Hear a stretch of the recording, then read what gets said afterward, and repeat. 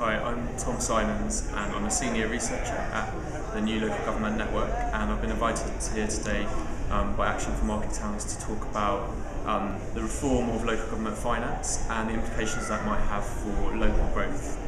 I think at the moment there are two pressing needs. One is that the government have to promote growth to rebalance the economy and to revitalise it. So they're really keen to start creating incentives at local areas to have business growth, and at the moment the current system of local government finance doesn't do that.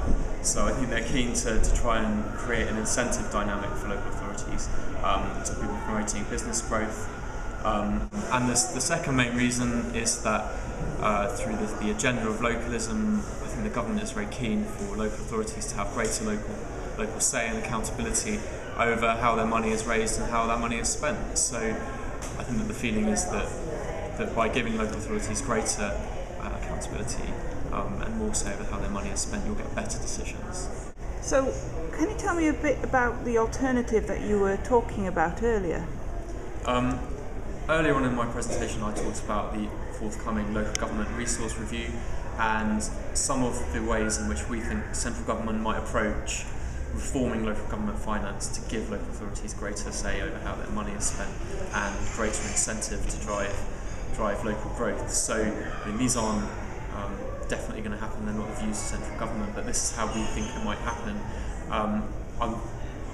Our feeling is that central government will try as far as possible to devolve to local authorities the ability to retain uplifts in business rate growth. So they won't be devolving all of business rate income to local authorities.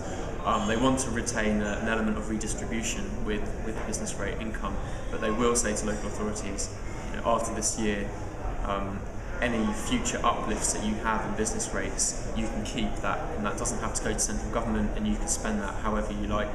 And that will obviously pave the way for new financial instruments or freedoms to be used, such as tax increment financing.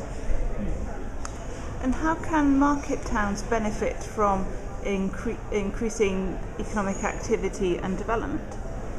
Well, I think the main benefits are financial, but they also extend towards the freedom around how much you can do to develop your areas. So I mentioned earlier tax increment financing. By giving local authorities the uplift in their business rate growth, you give them a new revenue stream against which they can borrow against.